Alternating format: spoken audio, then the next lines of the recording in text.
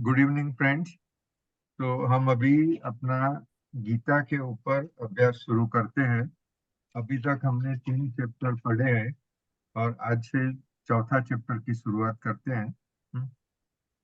चौथा चैप्टर का नाम है ज्ञान कर्म संन्यास योग। हाँ, ज्ञान कर्म संन्यास योग। अभी ये तदात्मानंद जी ने बताया है कि ओरिजिनल गीता में कोई टाइटल नहीं था।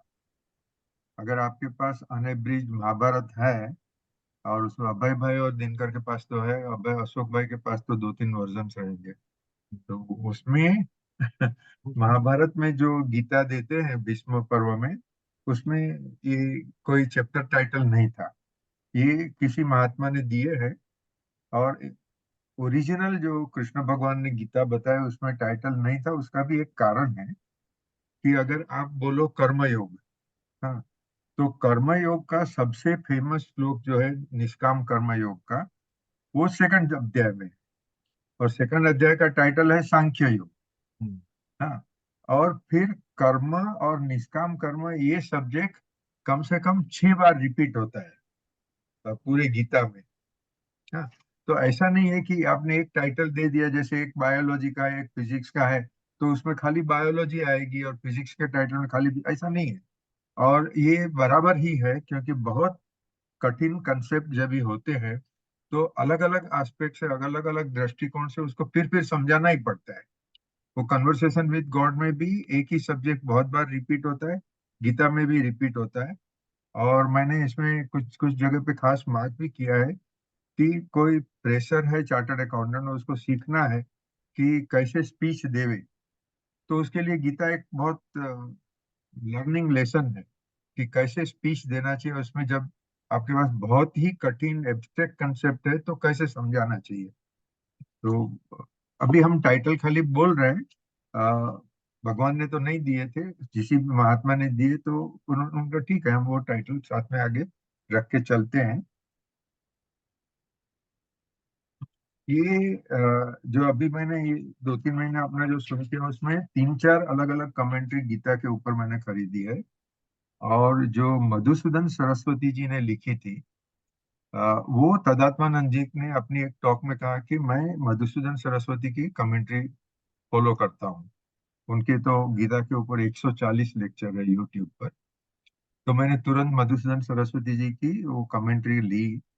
उसमें एक ही स्टेटमेंट बहुत क्लियर है कि जहाँ साधु लोग बोलते हैं कि कर्म कर्म सब बकवास है, हाँ, ज्ञान योग ही महत्व का है और साधु को ही मोक्ष मिल सकता है, गृहस्थ को नहीं मिल सकता है, वगैरह वगैरह। तो मधुसूदन जी ने स्पष्ट लिखा है कि कर्मयोग ये आपका मोक्ष का साधन है। जैसे समझो कि कोई डॉक्टर है, एमबीबीएस बना, हाँ, उसके बाद में वो देखता है कोई बच्चा 12वीं पढ़ रहा है, उसमें हिस्ट्री ज्योग्राफी संस्कृत सब आता है, तो वो डॉक्टर बोलता है ये तुम क्या पढ़ रहा है, सब बकवास है, तेरे को तो डॉक्टर बनना है ना, तो हिस्ट्री ज्योग्राफी क्यों पढ़ रहा है, नहीं पढ़ो। नहीं, ऐसे संसार नहीं चलता है। उसको 10th स्टैंडर्ड में जो 10th का है वो पढ़ना पड़ेगा, 12th में 12th का पढ़ना पड़ेगा, तभी वो आगे जाके एमबीबीएस बनेगा। ये एक इलस्ट्रेशन है। उससे भी ज्यादा महत्व का मेरी बात में समझ में ऐसा है कि जिसने भी निष्काम कर्मयोग कहा, निष्काम कर्मयोग एक एक तरह से बहुत सिंपल कंसेप्ट है। हम लोग सब लोग कुछ ना कुछ सेवा कर रहे हैं अपने अपने फील्ड में, अपने को जहाँ चॉइस लगा हुआ, और वो सेवा के बदले में हमें कोई इच्छा नहीं है कि जो गरीब को फायदा हुआ, कोई पेशेंट को फायदा हुआ, कुछ भी हुआ तो उसका हमें कोई बदला चाहिए। न पैसा चाहिए, न इज्जत चाहिए, न और कुछ भी चाहिए, तो हम लोग सब निष्काम कर्मयोग कर ही रहे हैं। तो ये कोई बहुत भारी कंसेप्ट नहीं है। निष्काम कर्मयोग करने से चित्त शुद्धि होती है, और चित्त शुद्धि हो गई तो समझो मोक्ष आपके सामने है, ईश्वर आपके सामने है। पर इसके लिए अपने शास्त्रों में एक इलस्ट्रेशन बहुत अच्छा सा दिया है। ईश्वर हमेशा है, ईश्वर किसी से छुपा हुआ नहीं है। जैसे सूर्य हमेशा है, सूर्य छुपा हुआ नहीं है, मतलब दिन में तो है ही, रात को समझो वो पृथ्वी की पीछे चले गए। अभी बारिश के समय में बादलों के कारण सूरज हमें दिखता नहीं है, तो हम ये नहीं कह सकते हैं कि बादल ही है, सूरज तो नहीं है। नहीं, सूरज है, इसी तरह से जिसे मोक्ष ज्ञान ब्रह्म ज्ञान का पता नहीं है, वो ये नहीं कह सकता है कि मोक्ष नहीं है या तो ईश्वर नहीं है। ईश्वर है। वो जैसे ही बादल हट जाएंगे, सूरज कुछ भी किए बगैर वो अपने को दिखेगा। इसी तरह अपने चित्त में अभी अशुद्धि भरी है, अपना चित्त डामाडोल है, अपना चित्त में संसार की बहुत सारी कामनाएं हैं। इसके लिए हमें ईश्वर दर्शन नहीं हो सकता है, ईश्वर साक्षात्कार नहीं हो सकता। जिसकी चित्त शुद्धि हो गई, वो चित्त शुद्धि हो गई तो बात खत्म हो गई, फिर उसको सीधा ईश्वर का ज्ञान हो ही गया। और फिर जो उपनिषद में कहते हैं, ब्रह्मविद भवेत ब्रह्म, आपको ब्रह्म ज्ञान हो गया, उसका मतलब आप ब्रह्म हो गए। हो गए मतलब हम सभी और जितने भी जीवात्मा है सभी अभी आज इसी तारीख में इसी समय पर वो ब्रह्म तो है ही, उनको विस्मरण हो गया है, अज्ञान हो गया है। तो चित्त शुद्धि होवे तो पूरा ज्ञान सामने, नजर के सामने है। जैसे आईना साफ किया तो आपको सब दिख रहा है। जब तक साफ नहीं है तो आईना के ऊपर धूल दिखती है, आप अपने आप को नहीं देख सकते हो। चित्त शुद्धि इतना सिंपल कंसेप्ट है। तो कृष्ण भगवान ने भार पूर्वक गीता में रिपीटेडली कहा है कि मोक्ष किसी को भी मिल सकता है, गृहस्थ को भी मिल सकता है, साधु को भी मिल सकता है। आप कर्म योग करो, ज्ञान योग करो, भक्ति योग करो, और चौथा मैं ऐड करता हूं मेरी तरफ से, कुछ भी नहीं करो, कुछ भी नहीं करो तो भी ब्रह्म ज्ञान मिल सकता है। वो किसको? जो, अगर आप लोगों ने कुछ ने वो सिद्धार्थ का बुक पढ़ा है, वो बुक लिखा है एक जर्मन ऑथर ने। हाँ, वो सिद्धार्थ बेचारा बहुत कुछ घूमा, साधुओं के साथ भटका, वो नागा बाबा के साथ भटका, इधर उधर भटका, सब कुछ भटका, कुछ मिला नहीं। फिर आखिर में वो एक जंगल में, नदी थी, नदी में एक किनारे पर एक नाविक रहता था, वो होड़ी चलाता था। वो लोगों को क्रॉस कराता था नदी, और उसका जो दो पांच पैसा मिलेगा उसमें उसका संसार चलता था। उसका असिस्टेंट नावी बन के सिद्धार्थ उधर रहा। वो पूरी प्रकृति में रहा, प्रकृति के साथ ओतप्रोत हो गया, और उसे ब्रह्म ज्ञान हो गया। तो ये सिद्धार्थ की बुक बहुत फेमस है। और मेरे हिसाब से बहुत अच्छे साधुओं ने ये कहा भी है कि, और कन्वर्सेशन विद गॉड में भी कहा है कि ब्रह्म ज्ञान मिलने के लिए आपको तपस्या करने की जरूरत नहीं है। आप अपना गृहस्थाश्रम चलाते हो, मतलब अपने घर में सभी से प्रेम करते हो, अपने मित्रों से प्रेम करते हो, और प्रेम करते करते अपनी जो जिम्मेदारियां है वो अदा करते हो, तो आपको ब्रह्म ज्ञान हो सकता है। इसी गृहस्थाश्रम से आपकी चित्त शुद्धि हो सकती है। और ऐसे हम लोगों ने देखे हैं, आप सब ने देखे होंगे, कुछ कुछ गृहस्थ इतने पवित्र होते हैं, वो भले ना मंदिर में कभी भी नहीं जाएंगे, मगर है पवित्र आत्मा। तो फिर पवित्र आत्मा के लिए और कुछ जरूरी नहीं। तो ये जो, मैं जब ये अभ्यास शुरू किया, तभी मेरे जो वडील थे, सीनियर्स थे, वो लोग बोलते थे तुम क्या कर रहे हो, जंगल में जा रहा हो, गरीबों की सेवा कर रहे हो, उससे कुछ मिलने वाला नहीं है, तुम ये पढ़ाई करो। तो तभी मुझे आश्चर्य होता था और थोड़ी तकलीफ लगती थी, मगर मैं जिद्दी स्वभाव का आदमी हूँ, तो मैंने तो मेरा काम चालू रखा। और ये गीता वो टाइम पे भी पढ़ी थी, अभी सब शायद 15वीं बार पढ़ा है।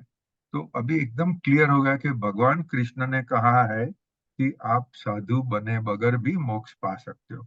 और भगवान कृष्ण ने जो कहा है उसके सामने मुझे कोई विद्वान पंडित का ओपिनियन अगर अलग है तो उसको छोड़ दो। तो इसके लिए मैंने लिखा था ये अपने व्हाट्सएप ग्रुप में कि मोक्ष मार्ग बहुत सरल है, खाली आपको शुद्ध रहना है और कुछ नहीं है।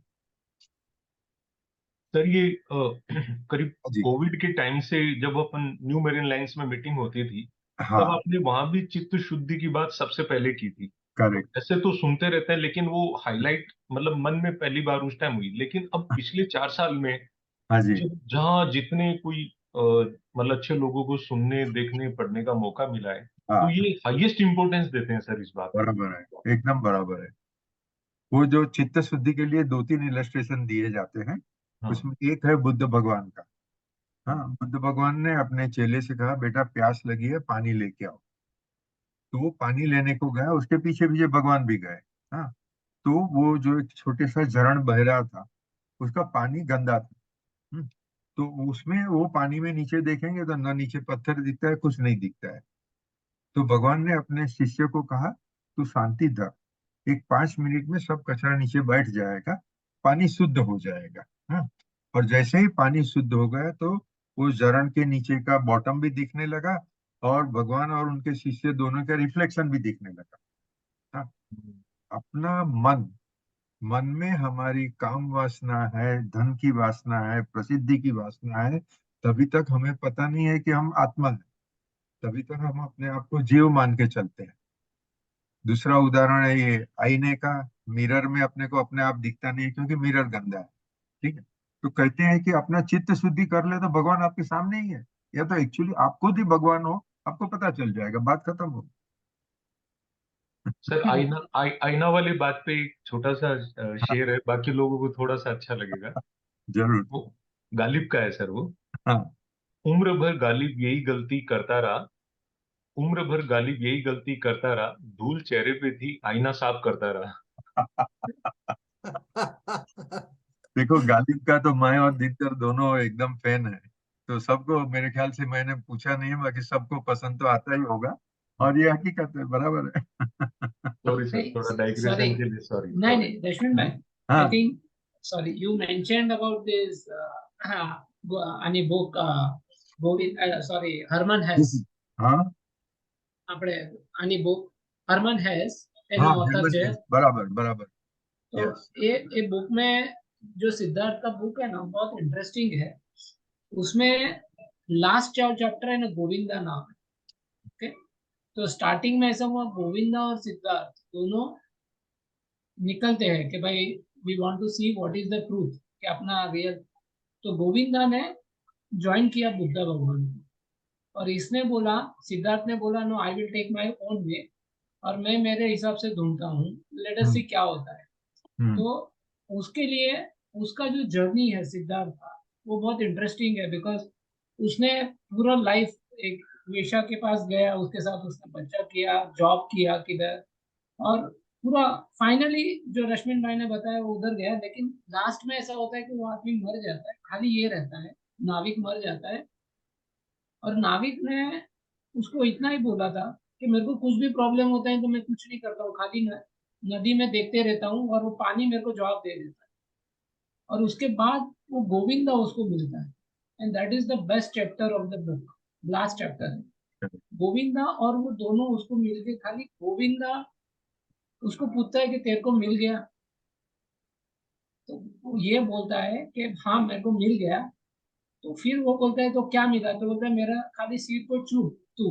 और उसने जब ये उसका सिर को छूमा ना, तो उसको इतना फीलिंग हुआ डिफरेंट, कि उसने कुछ डिफरेंट ही फीलिंग हुआ। सिद्धार्थ ने उसको एक ही चीज पूछा, तेरे को मिला? तो गोविंदा से no I am still searching, और वो बुद्ध भगवान के साथ था। और इसको, सो व्हाट रश्मि भाई इज टेलिंग, कि लाइफ का अगर आपने एक्सपीरियंस किया डिफरेंट स्टेजेस से, then you will realize much faster than just going on a single path. Correct. That is one of the meaning.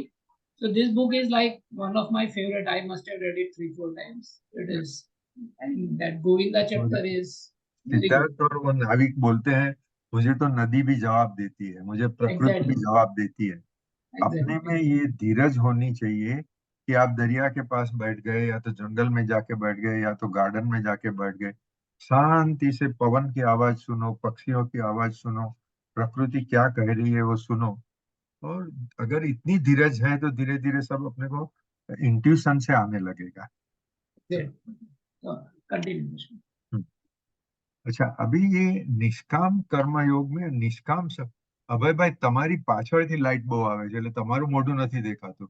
हाँ एग्जैक्ट, ભાઈ, मैंने वो जरा एक कर હા, ऊपर। ત્યાં પડદો કરી નાખો. हाँ एग्जैक्ट।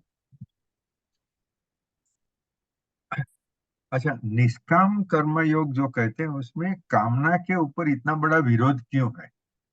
हाँ। तो ये मैंने अपने सब कमेंट्री में रिपीटेडली पढ़ा है, और ये स्वामी राम सुखदास जी तो बहुत स्पष्टता से समझाते हैं। ब्रह्मन को कामना हुई, एको अहम बहुश्याम, और वो कामना से पूरा संसार खड़ा हो गया। अभी तत्वमसि, यू आर ब्रह्मन, आपको जो भी कामना हुई है वो कामना पूर्ति के लिए अभी आपने ये जन्म लिया है। और जब तक कामना रहेगी तब तक आपके जन्म चलते रहेंगे।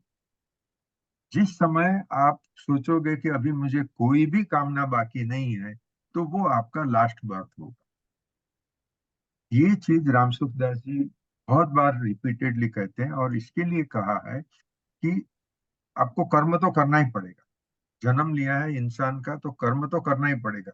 मगर वो कर्म करो जो भी करो, मतलब आदमी, हम लोग सब अपने घर चलाने के लिए कमाते हैं, वो हमारा कमाने का कर्म हुआ, घर चला गृहस्थी का कर्म हुआ। मगर जब भी हम अपने और अपने घर से बाहर निकल के कोई त्राहित जीव, वो कुत्ता भी होवे, गाय भी होवे, इंसान भी होवे, कोई भी होवे, उसकी सेवा करने का कर्म करते हैं, और वो कर्म करके हमें सामने कुछ भी नहीं चाहिए। समझो आपने कोई बहुत बड़े सेठ है, उसको कुछ तकलीफ है, उसकी तकलीफ दूर कर दी, तो वो भी कर्म है। खाली नॉर्मली सब क्या बोलते हैं कि सेवा करना मतलब गरीबों की सेवा, नहीं, ऐसा जरूरी नहीं है। मैंने ऐसे भी देखे हैं कि बहुत बिलियनर को भी कुछ ना कुछ तकलीफ होती है। एक्चुअली दुनिया में ऐसा कोई आदमी नहीं होगा जिसे कोई तकलीफ नहीं होगी। खाली अमीर लोग वो स्वीकार नहीं कर सकते, वो दूसरे की मदद मांग नहीं सकते हैं, जबकि गरीब ओपन हाथ फैला के बैठा है, वो किसी की मदद मांगने को तैयार है। तो इसीलिए हमें गरीब को मदद करने सहज है। मगर अगर हमारा दिलो दिमाग खुला रखे, और इफ वी आर वेरी, जो बोलते हैं एकदम परसेप्शन अपना होता है, तो अमीर लोगों की भी तकलीफें अपने को सुनने में आ जाएगी, मतलब समझ में आ जाएगी। अच्छा, बहुत जगह पे हम कुछ नहीं कर सकते, खाली भगवान को प्रेयर कर सकते हैं। मगर जहां भी हो सके वहां हमने किसी का दुख दर्द मिटाने का प्रयत्न किया, वो हमारा कर्मयोग हुआ। और उसके पीछे हमें नहीं चाहिए कि वो अमीर हमें कुछ पैसा दे देगा या हमारे ऊपर हम नजर करेगा, कुछ नहीं। हम तो वो जो बोलते हैं ना, नेकी कर दरिया में डाल, हमने अपना कर्तव्य कर लिया, चलते बसे बस। तो वो निष्काम कर्मयोग है। एक्चुअली किसी भी जगह पे कामना नहीं रखो, और उसकी आदत हो जाए कि मुझे कोई कामना नहीं है, तो वो अपना चित्त शुद्धि का सबसे बड़ा साधन है।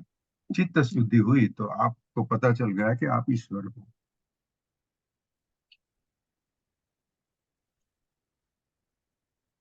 हम्म। भगवान ने जो शुरू किया है गीता में अपना उपदेश, तो सीधे ही सबसे कठिन सब्जेक्ट से शुरू किया है। जो सेकंड चैप्टर है उसका टाइटल है सांख्य योग। सांख्य योग पूरा का पूरा एब्स्ट्रैक्ट है। वो जो बोलते हैं जीव को कुछ नहीं होता है, जीव अमर है। हाँ, अरे हमारे इतने सगे वाले गुजर गए, आप बोलते हो जीव अमर है, कैसे अमर है? तो भगवान ने वो मोस्ट डिफिकल्ट सब्जेक्ट से शुरू किया है।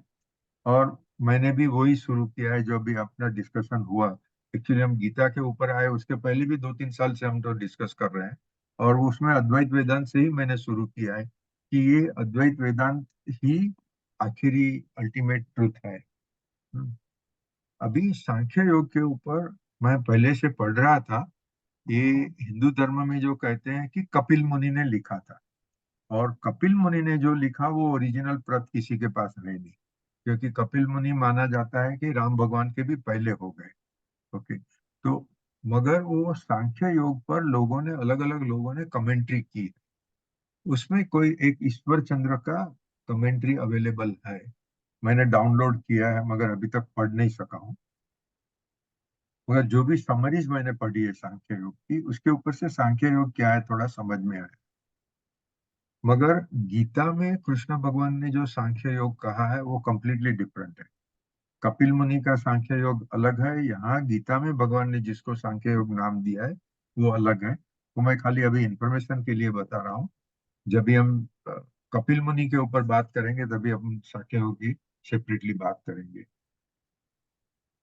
एक मैंने लिखा था, वो भी मैं खाली 2 मिनट या 1 मिनट में कह देता हूँ कि भारत देश में धार्मिक फिलोसफी या धार्मिक अभ्यास के ऊपर दो मुख्य प्रवाह है।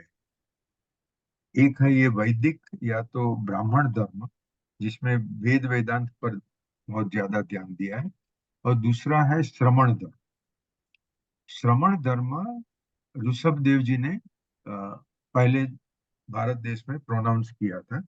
और श्रमण धर्म, ऋषभ देव जी तो सबको पता होगा कि जैन धर्म के सबसे पहले तीर्थंकर थे। मगर हिंदू धर्म में भी वो बहुत बड़े साधु माने गए। ऑफकोर्स ही वॉज राजर्षि, राजा थे पहले।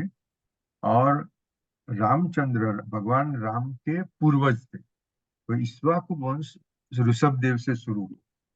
तो ऋषभ देव ने जो धर्म कहा उसको श्रमण धर्म बोलते हैं।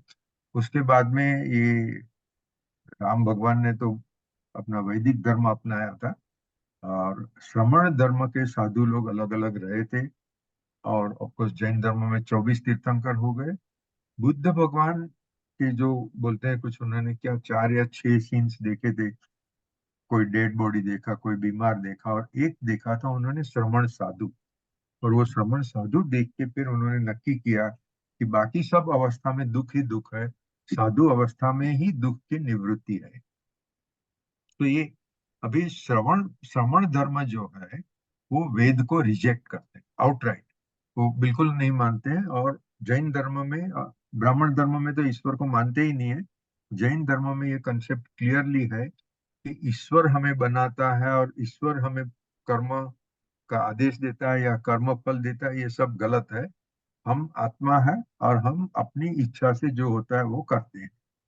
अभी ये बहुत डेप्थ में बहुत जा सकते हैं, मगर ये अपना गीता का पूरा 18 अध्याय पूरा हो जाए तब तक हम श्रमण धर्म वगैरह के पर डिटेल में नहीं जाएंगे। अभी तो गीता के ऊपर ही वापस आते हैं। खाली इतना ध्यान रखना है कि एक ब्राह्मण धर्म या तो वैदिक धर्म अलग है, श्रमण धर्म अलग है। जैन, बुद्धिस्ट और बहुत सारे छोटे मोटे संप्रदाय पहले आ गए हैं जिन लोगों ने श्रमण धर्म को अपनाया।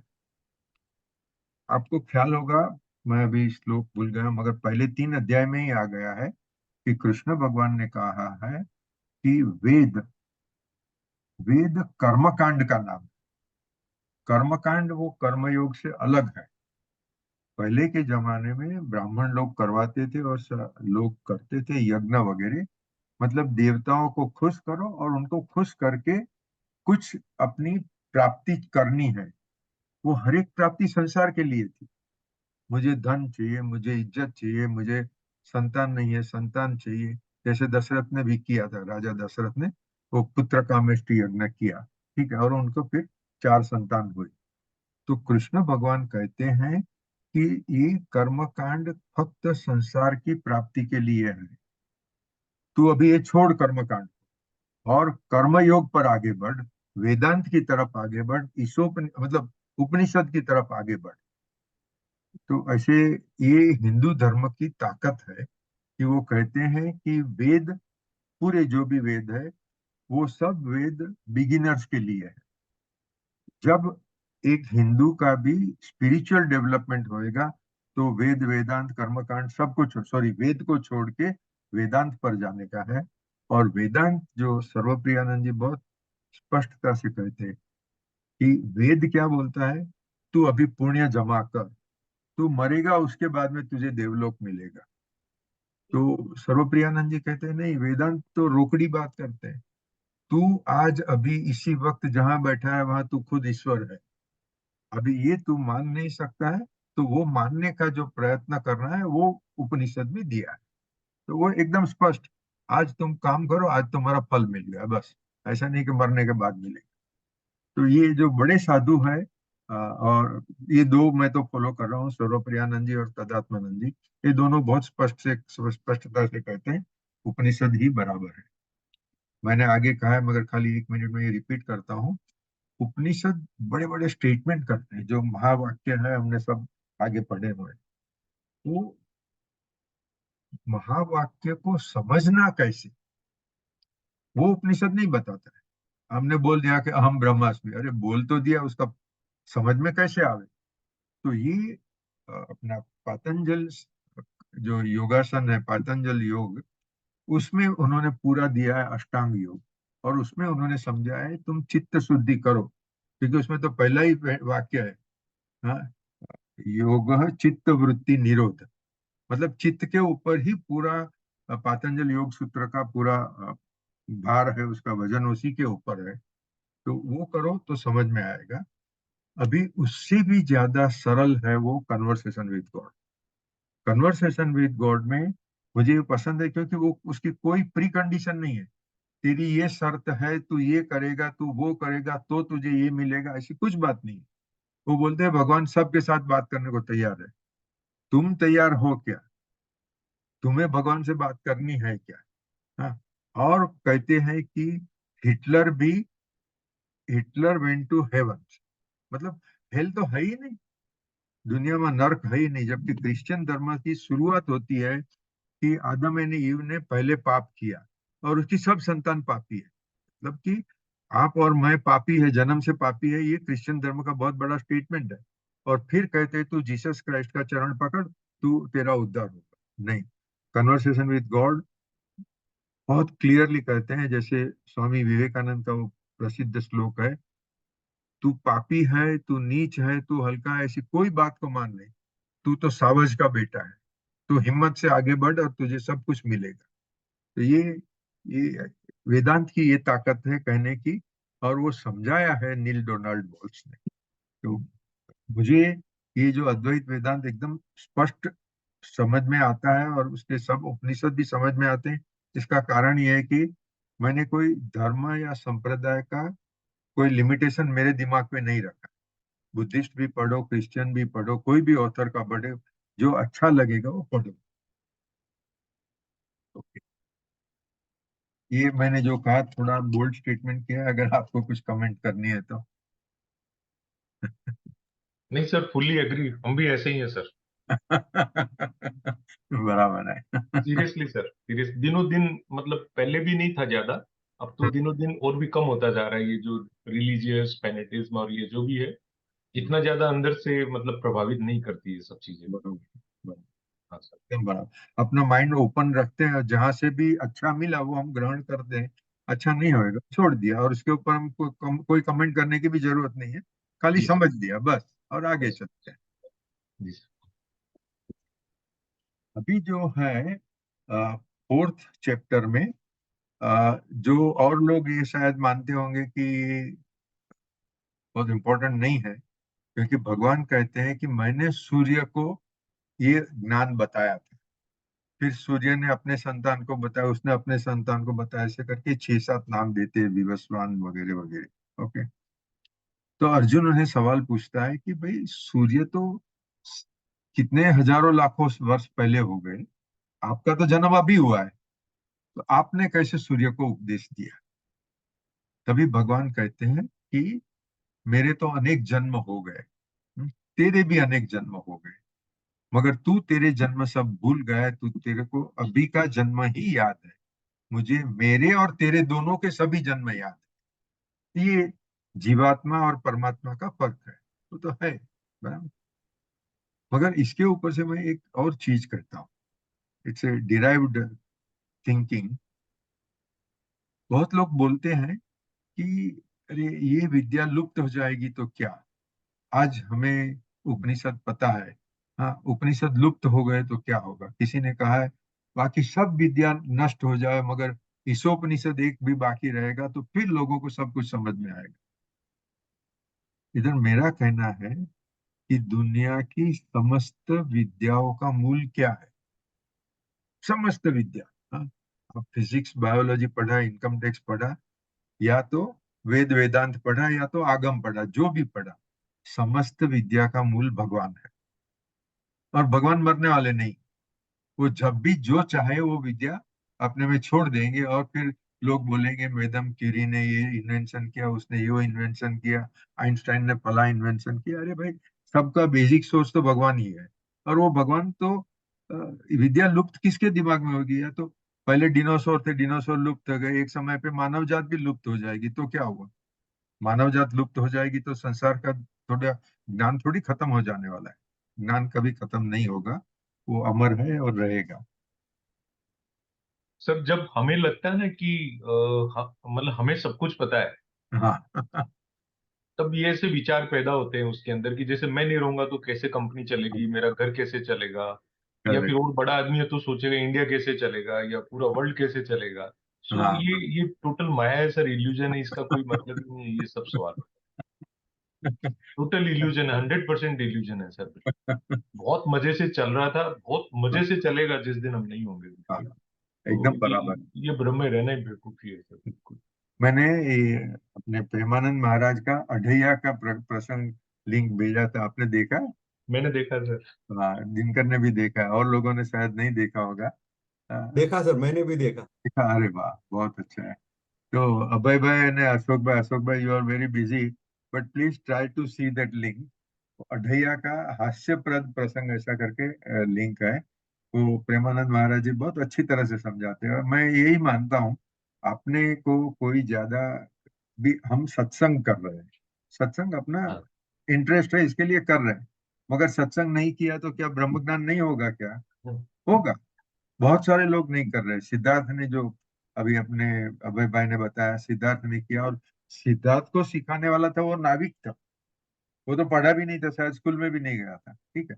तो ब्रह्म ज्ञान के लिए कोई प्री कंडीशन नहीं है, इतना ही है कि अपना चित्त निर्मल होवे और अपने को ईश्वर के प्रति एक सम्मान होवे, प्रेम होवे, ईश्वर प्राप्ति की एक आकांक्षा होवे। ईश्वर प्राप्ति करने का मतलब क्या है? ईश्वर प्राप्ति का मतलब यही कि आपको समझ में आ जाए कि आप खुद ईश्वर हो, और कुछ नहीं है, कोई ऊपर से ईश्वर अलग नहीं आने वाला है। कृष्ण कुमार जी ईश्वर है, दिनकर ईश्वर है, अशोक भाई ईश्वर है, सभी ईश्वर ही है। मगर हमारा अभी विस्मरण हो गया, और संसार में विस्मरण रहवे, ये भी मैंने अभी लिखा था, 1 मिनट में बोल देता हूँ। अगर सबको स्मरण हो गया तो संसार पूरा हो जाएगा। समझो 8 अरब बस्ती है, जितनी भी बस्ती है, और उसके उपरांत जीव जंतु पशु पक्षी वगैरह, सब जीवात्मा तो है। सब जीवात्मा को पता चल गया यार, मैं तो ब्रह्मा हूँ, हम ब्रह्मास्मि, तो संसार पूरा हो गया, बात खत्म हो गई। अभी वो नाटक पूरा करने का समय नहीं आया। जब तक समय नहीं आया है तब तक ये विस्मरण वृत्ति चलती रहेगी। मगर पूरा संसार खत्म होने के लिए बोलते हैं बिलियंस ऑफ ईयर्स लगेंगे। इंडिविजुअल आदमी जब बोलेगा मैं तो ये नाटक से खड़ा होगा। हम लोग नाटक शब्द बोलते हैं, प्रेमानंद जी खेल शब्द बोलते हैं, बड़े बड़े साधु इसको प्रपंच बोलते हैं। संसार प्रपंच है। प्रपंच प्रपंच मतलब क्या? ड्रामा। ये तो इट्स ए फ्रॉडुलेंट थिंग, बकवास है, उसको छोड़ो। तो जो इंडिविजुअल को निकलना है वो अपने आप निकल जाएंगे, और संसार चलते रहेगा। मगर ये अगेन, ये सब्जेक्ट इतना बड़ा है कि इसके ऊपर बहुत कुछ बातें कर सकते हैं। मगर अभी तो गीता के ऊपर वापस चलते हैं। मैंने इसमें जो, मुझे मेरी आदत है, शायद किसी को पता भी होगा, कि मैं तो जो भी धर्म ग्रंथ या तो इवन इनकम टैक्स बुक पढ़ता हूँ, उसी के ऊपर मुझे जो दिमाग में आया वो लिखते जाता हूँ। तो ये जो मैंने एक चीज तो ये लिखी है कि गीता ये मोक्ष का शास्त्र है, और वो शास्त्र हमें बताता है कि तुम जो भी काम कर रहे हो वो करते रहो, फिर भी तुम्हें ब्रह्म ज्ञान हो सकता है, तुम्हें साधु होने की जरूरत नहीं है। गीता में लोग कहते हैं कि उपनिषद का बहुत सारे श्लोक इसमें रिपीट किया हुआ है, और ये कोई पिल्फरेज या पायरसी नहीं है, वो समझना चाहिए, क्योंकि ये कॉपीराइटेड मटेरियल नहीं है। भगवान ने नहीं बोला था कि ये मेरा कॉपीराइट है, या तो उपनिषद के जो रचयिता थे, जो साधु लोग थे, उन्होंने भी कोई कॉपीराइट नहीं रखा था, क्योंकि स्पिरिचुअलिटी में तो सीधी बात है, सब स्प्रेड ही करने का, मुक्ति स्प्रेड करने का है। तो अच्छे अच्छे उपनिषदों से इंपॉर्टेंट श्लोक इसमें रख दिए, मगर वो उपनिषद के श्लोक एक स्टेटमेंट करते हैं कि तुम ब्रह्म हो, मगर गीता में वो स्टेटमेंट को समझने का शास्त्र है। तो इसके लिए गीता का एक स्वतंत्र महत्व है।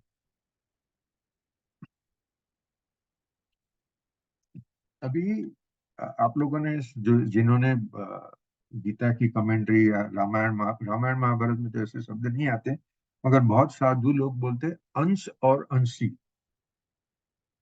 अंश मतलब हम लोग सब अंश है, मतलब परमात्मा एक बहुत बड़ी हस्ती है, वो परमात्मा के हम अंश है। ये गीता को कबूल नहीं है, और उपनिषद में भी कबूल नहीं है, क्योंकि परमात्मा का या निर्गुण ब्रह्म का कभी कोई डिवीजन हुआ ही नहीं है। हम सब पूरे के पूरे रूप में ब्रह्मन है। जो अंश और अंशी की बात करते हैं वो बोलते हैं जीवात्मा अंश है और परमात्मा अंशी है। परमात्मा के हम सब अंश हैं। ये अद्वैत वेदांत जो है उसके 6 अलग अलग दर्शन हैं। तो बड़े बड़े विद्वान रामानुजाचार्य, माधवाचार्य, वो केवल अद्वैत को मान नहीं सकते थे, कि हम सब आज अभी इसी तारीख में अभी पूरे ब्रह्म ही है, क्योंकि ब्रह्म में भाग हुआ ही नहीं। आप लोग ने सबने वो श्लोक पढ़ा है, पूर्णम इदह पूर्णः इदम वगैरह, कि ब्रह्मन भी पूर्ण है, संसार भी पूर्ण है। वो पूर्ण ब्रह्मन में से संसार को ले लिया तो वो भी पूर्ण पूर्ण ही रहता है। अभी मैंने वो किसको भेजा, हाँ, अशोक भाई को भेजा है, ये अपना गीता प्रेस का जो आता है मैगजीन, हाँ, उसमें एक कोई बहुत बड़े विद्वान है, प्रोफेसर, उन्होंने सांख्य उसकी समझूती दी है। और वो इतनी इंटरेस्टिंग है कि मैं 2 मिनट में तो आपको कवर यहाँ करता हूँ। Brahma is absolute unity, single हस्ती। ये तो सबको समझ में है। हमने ये अद्वैत के ऊपर जब भी बात की तो ये बात किया है, उसमें कोई डिवीजन कभी हुआ नहीं। और आपको कोई भी आधार चाहिए तो मैं विवेकानंद जी का आधार देता हूँ। विवेकानंद स्वामी यही कहते हैं, तुम ब्रह्म हो मतलब तुम पूर्ण हो। कोई ऐसा नहीं है कि एक ब्रह्म है बहुत विशाल और उसके असंख्य डिविजन्स हो गए, नहीं, डिवीजन कभी हुआ ही नहीं। तो अभी ब्रह्म की बात करें, ब्रह्म ज्ञान की बात करें या निर्गुण ब्रह्म की बात करें, तो यूनिटी है, उसमें गणित की जरूरत क्या है? एक से आगे बढ़ना ही नहीं है तो दो तीन चार की जरूरत ही क्या है? मल्टीप्लीकेशन, डिवीजन और सबमिशन, आई मीन क्या बोलते हैं, सब्सट्रैक्शन, एडिशन, वो सब इंफिनिटी में हो ही नहीं सकता है। Infinity is where mathematics fail. Mathematics has no use at all in infinity. मगर जब भी हम सगुण ब्रह्म की बात करें, निर्गुण और सगुण ब्रह्म, सगुण ब्रह्म की बात करें तो मतलब कि पूरा संसार का टोटल करो तो वो ईश्वर।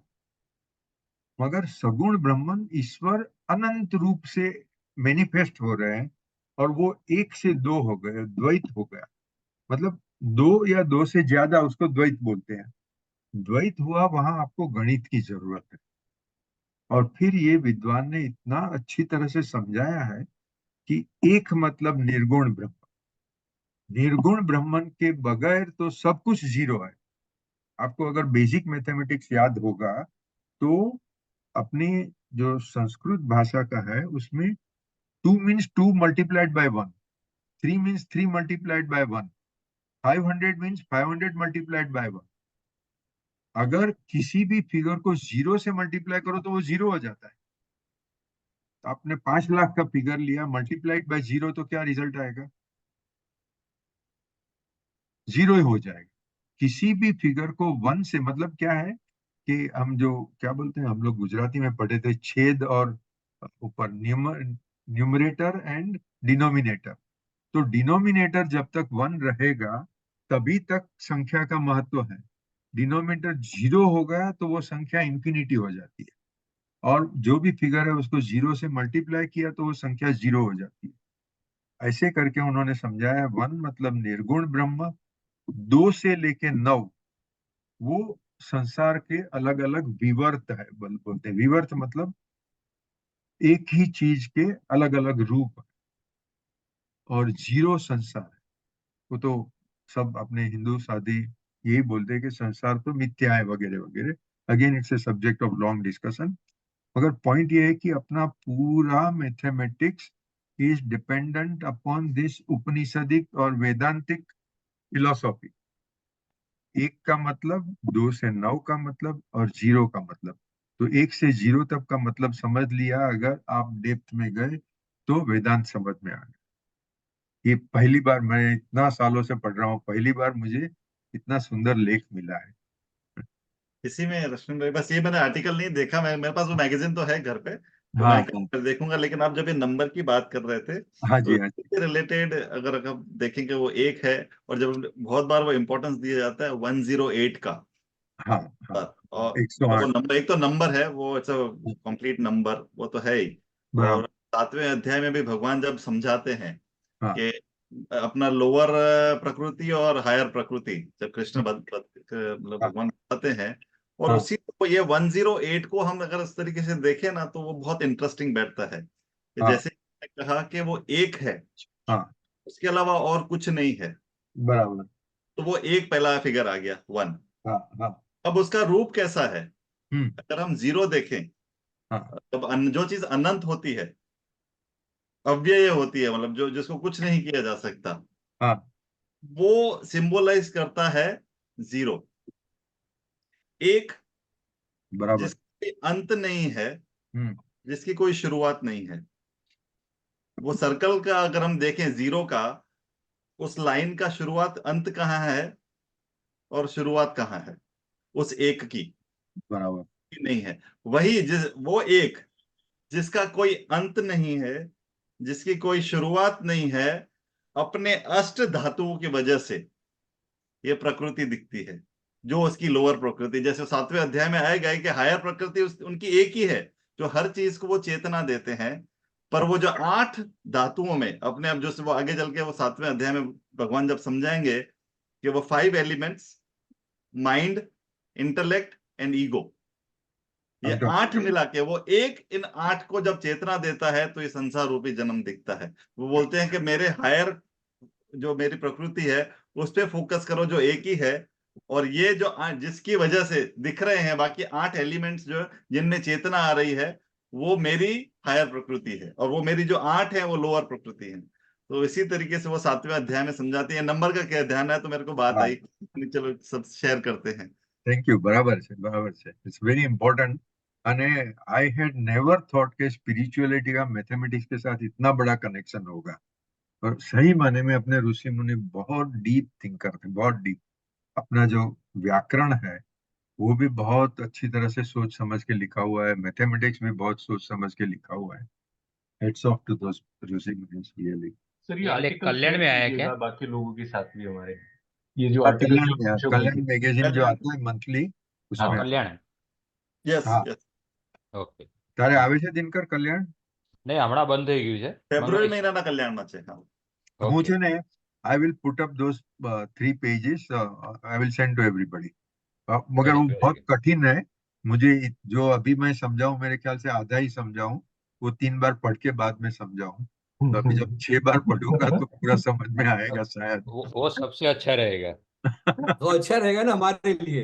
हमारे लिए तो तो बहुत अच्छा हो जाएगा. आपने 3 बार पढ़ा है तो हमको तो खाली सुनने की जरूरत है. और रश्मि भाई, जब जस्ट खाली मैं एक ऐड करूंगा थोड़ा सा, मैं हाँ आप उसमें थोड़ा सा अलग जो आपने कहा उससे, हाँ हाँ, जरूर. कि जब आपने चित्त शुद्धि की बात की, हाँ जी. अब उसके साथ एक इम्पोर्टेंट एस्पेक्ट ये है कि जैसे कर्म है हम्म, या कर्म योग हम जिसमें कहते हैं, हम्म, उसकी वजह से हमारी चित्त शुद्धि होती है। बराबर. और जैसे हम हमेशा हमने डिस्कस किया है कि 3-4 जो रास्ते भगवान ने बताए हैं, हम्म, कर्म है, भक्ति है, ज्ञान है। हम्म, अब सबसे पहला जो हमारा स्टेप है, ये कर्म योग से हम शुरू करते हैं, तो जिससे हमारी चित्त शुद्धि होती है।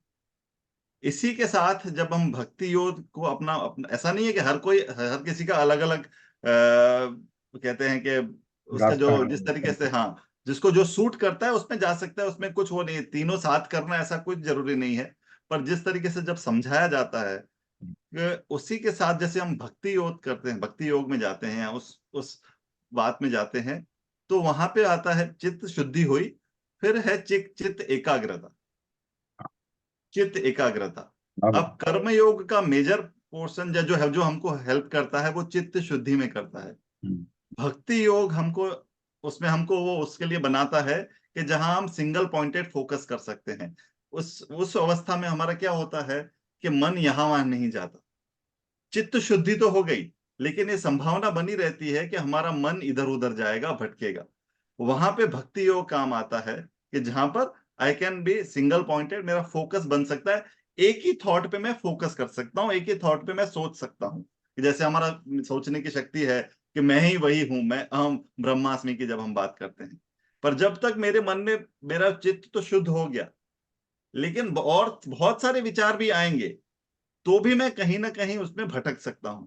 तो हम्म, इसीलिए वो भी एक एस्पेक्ट है कि जब मैं अपने थॉट्स बहुत कम करूं, क्लैरिटी ऑफ थिंकिंग आ जाए, और जब ये दो चीजें मुझे मिलती हैं, जब यहां मैं प्राप्त करता हूं, तब then I am ready for that knowledge, जब इसको कहते हैं वो ज्ञान मार्ग के लिए। तो जब कोई मुझे कहेगा कि अहम ब्रह्मास्मि वाली बात होती है कि तत्वमसि, तो जब मैं चित्त शुद्धि और चित्त एकाग्रता को प्राप्त कर लिया है, तो मेरे लिए थोड़ा रास्ता आसान हो जाता है ये जानने के लिए जो महावाक्य या जो स्टेटमेंट्स उपनिषद कर रहे हैं।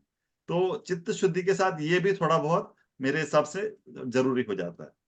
नहीं नहीं अशोक भाई, there is no difference, I 100% agree with you.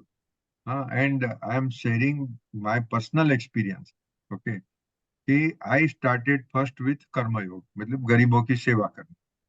और उसके पहले 87 में मैंने ये शुरू किया, उसके पहले मैं ईश्वर को मानता नहीं था। ओके, और ये ईश्वर ने इतना खराब संसार रचा है, क्या है, ऐसा कोई संसार थोड़ी रच सकते हैं, ऐसी सब दलीलें मन में होती थी।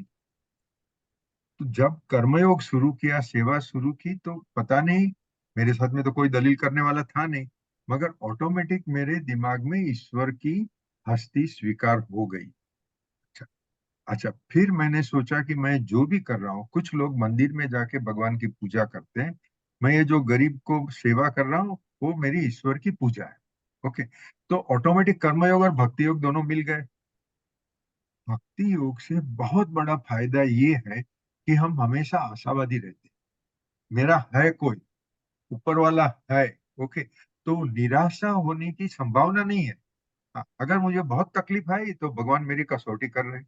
ठीक, और कसौटी के बाद मुझे पास ही होना है, क्योंकि रचना ही ये है कि हर एक जीव को पास ही होना है। जो कर्मयोग करता है वो पास होगा ही। ओके, तो अच्छा, अभी मैंने तो जो काम उठाए थे, अभी बहुत सारे लोग बहुत काम करते हैं, मगर मुझे वो समय पे इम्पॉसिबल लगता था। एक ही गरीब आदमी, एक भिखारी को फाइनेंशियली स्वतंत्र बनाना मतलब बहुत मुश्किल बात थी। मैंने ड्रीम लिया था 100 का। वो भक्ति योग कर्म योग वो दोनों साथ में करते करते मैं कहाँ पहुंच गया कुछ पता भी नहीं चला। वो सब जो मुझे ड्रीम लगता था, इम्पॉसिबल लगता था, सब हो गया। ओके, और तभी जो काम सामने आते थे, लगता था ये तो, अभी मेरे पास तो पैसा नहीं है, साला मैं 20,000 कमाने वाला, इतना बड़ा खर्च कहाँ से लाऊंगा। अरे करोड़ों रुपए के काम हो गए। तो ईश्वर के ऊपर श्रद्धा एकदम दृढ़ हो गई। अभी उसके लिए मुझे चर्चा नहीं करनी है कि किसका उपदेश, नहीं भाई, मैं मानता हूँ, आप अगर मानते हो तो हम सत्संग करते हैं, आप अगर नहीं मानते हो तो अपनी अपनी राय अपनी जगह पे। तो मैं तो ये स्पष्ट मानता हूँ, और फिर ईश्वर को मानने लगा। फिर ये रामायण महाभारत, और लकीली अपने वो टीवी पर सीरियल आ गई रामायण की और महाभारत की, उससे मेरे दिमाग के बहुत सारे जो क्लोज वाल्व थे वो सब खुल गए। बहुत अच्छे ये दोनों सीरियल आए थे, मुझे बहुत मजा आई। तो आई रिपीट, कर्मयोग भक्ति योग और ज्ञान योग तीनों साथ में करोगे तो और फायदा है। बता। कंपल्सन नहीं है, सही आपको जो रुचेगा वो करो, मगर तीनों साथ में किया तो फायदा ही फायदा है। सही है। इसमें मैं आपको जस्ट शेयर करूंगा, जैसे आपने बताया अश्विन भाई। हाँ, हाँ, जब मैंने पढ़ना शुरू किया था बहुत बार, और जब क्लासेस चलते थे, I used to sit with Swami ji, आप भी मिले हुए हैं स्वामी हाँ, जी। हाँ, and many times we used to have this discussions on this deep topics of Vedanta. हाँ, और मैं उनसे हमेशा कहता था कि स्वामी जी, मैं यहाँ बैठता हूँ, मैं आई कैन डू दिस। कोई भी काम करना होता है मिशन का, I am always ready available, मैं वो भी कर सकता हूँ। लेकिन वो मैं मंदिर में जाके मेरे से नहीं जाया जाता। और वहां मेरे से कुछ, स्वामी जी ने कहा मत जाओ, तुम्हारी इच्छा नहीं है ना, मत जाओ। और मैं कभी भी जाता था, मंदिर में नहीं जाता था पहले, ऑफिस में जाता था, वहां जाके काम करता था। नाउ बराबर। The transformation that has happened now, कि अब मैं ऑफिस में बाद में जाता हूँ, पहले मंदिर में, मतलब ऐसा नहीं कि बाकी सब छोड़ दिया, लेकिन पहले वहां हाथ जोड़ के फिर ही मैं मंदिर में जाता हूँ। Swami ji never told me कि आप जाओ वहां। Correct, correct, correct. लेकिन वो बोले, उनको मैं भी कॉन्फिडेंस था कि एक दिन वो अपने आप होने वाला ही है। जिस तरीके से आपने कहा कि आप उस दरिद्र व्यक्ति में वो भगवान देखते हैं, तो हाँ, बस बस बराबर है। नहीं, मैं भी आपके साथ जो आया था चिन्मय मिशन में, आई एम हाईली इम्प्रेस्ड। और वो साधु तो मिडिल लेवल के थे, और आप तो एकदम जो मेन सेक्रेटरी या तो मेन साधु है, उनके साथ में आपका, you are lucky, you are blessed one, really. Sir इसमें क्या रहता है कि सर जैसे जैसे जैसे ज्ञान योग आप बोल रहे हैं ना सर, ज्ञान योग कर्म योग भक्ति योग, जब इन तीनों का एक लेवल बढ़ते जाता है ना, जीवन में असर होने लगता है ना, तो हम और मेल्ट होने लगते हैं सर, और सॉफ्ट होने लगते हैं। करेक्ट, सबसे बड़ा चेंज एब्सोल्युटली। ये होता है। तो जो कई चीजें हमें पता नहीं होती, जिनको हम पकड़ के बैठे रहते हैं, वो हाँ, गांठें अपने आप खुलने लगती है एक्चुअली उसके अंदर। बस ये गांठ शब्द, सही गांठ शब्द है। वो गांठ खुलने लगती है और अपन बहने लगते हैं, अपना दिमाग अपन बहने बहने लगता लगते है। हाँ, बराबर है। सर, मैं आप ही को बोल रहा हूँ सर, मैं आपको करीब, आप यूं समझ लीजिए 15-16 साल से मतलब मेरे को सौभाग्य मिला आपको सुनने का, देखने का, समझने का। मैं हर दिन आपको और ज्यादा खुश महसूस करते हुए देखता हूँ आपको, कि आप रशन भाई मुझे आज और खुश लग रहे हैं, रशन भाई मुझे आज और सॉफ्ट लग रहे हैं। लेकिन इट डजेंट मीन उससे कोई कंपैरिजन नहीं है। लेकिन मैं 5 साल, 8 साल, 10 साल, 15 साल पहले कंपैरिजन करता हूँ। मैं मेरे एंगल से बोल रहा हूँ, खाली मेरे ऑब्जर्वेशन से बोल रहा हूँ। तो ये अपनी एक स्टेज रहती है सर, वो एक एनलाइटनमेंट की। जब हम उस तरफ आगे बढ़ते हैं तो कई चीजें छोड़ते भी तो जाते हैं ना सर, उन सबको बराबर, पकड़ के थोड़ी एकदम लेके बराबर, जाते हैं हमसे। बराबर, एकदम बराबर। एक्चुअली देखो, आप समझो 16 साल से हम मिले हैं। हाँ। हाँ, मैंने international tax and finance group है करीब 87 में शुरू किया। हम्म, ओके, तो आज करीब 30 साल से ज्यादा हो गया। ठीक। जी सर। तो जब शुरू किया तो बहुत लोगों को, दिनकर, वो पहली हमारी मीटिंग थी जॉइंट वेंचर्स अब्रॉड के ऊपर, तभी दिनकर भी आया था। ओके, मगर उसको बाद में तो वो कंटिन्यूअस स्टडी सर्कल में नहीं आया। मगर स्टडी सर्कल में मुझे मिलिट्री वाला बोलते थे, हाँ। क्योंकि 6 बजे स्टडी सर्कल शुरू होना है। तो कुछ लोगों की आदत थी, जैसे हाय हेलो हाँ। करके करके 6:15 आए, 6:30 आए। मैं 6 बजे दरवाजा बंद कर देता। 6 बजे के बाद में एंट्री नहीं है, आपको इधर आना है, सीखना है तो सीरियसली आओ, नहीं तो मत आओ। और बीसीए का पास्ट प्रेसिडेंट था, वो कभी दिमाग में आया तो आएगा, कभी दिमाग में आया तो नहीं आएगा। मैंने बोला आप कल से मत आओ। वो, उसको इतना शौक लगा कि ये आजकल का लड़का पास्ट प्रेसिडेंट को बोलता है। हाँ। मैं तो बोल दिया, ठीक है। अभी मुझे लगता है कि जितना भी मैंने जिंदगी में कड़क बना, हार्श बना, ऑर्डर दिया, सब बकवास था। हाँ। आदमी को जैसे अभय, जो अशोक भाई ने बताया, महात्मा की तरह प्रेम ही करने का है किसी के, जो, क्योंकि हर एक आत्मा खुद ब्रह्म है। ठीक, हम कौन हुए उसको गाइड देने वाले? हम कौन हुए उसको फायरिंग करने वाले? तो कृष्ण भगवान तो यही कहता है, जो मुझे, हर एक जीव में मुझे देखता है, वो आदमी मुझे प्रिय है। तो मुझे तो कृष्ण को प्रिय होना है। तो सभी जो भी कड़काई होगी, सभी अपना जो घमंड होगा, सब छोड़ देंगे, तभी भगवान को प्राप्त कर सकते हैं। अभी अभी मैं रश्मि रिसेंटली हाँ, रिसेंटली हाँ जी। स्वामी तेजोमयानंद जी की एक बुक पढ़ रहा, मतलब कर रहा हूँ, एक वीडियोस भी देख रहा हूँ, उसमें टिप्स फॉर हैप्पी लिविंग, और वो अच्छा। उसमें अलग अलग रिलेशनशिप्स बताए हैं छोटे। तो उन्होंने वो बहुत एक सुंदर उन्होंने सूत्र दिया है कि हाँ, you should be strict to the fault of yours yes, and very liberal on the faults of others. बराबर।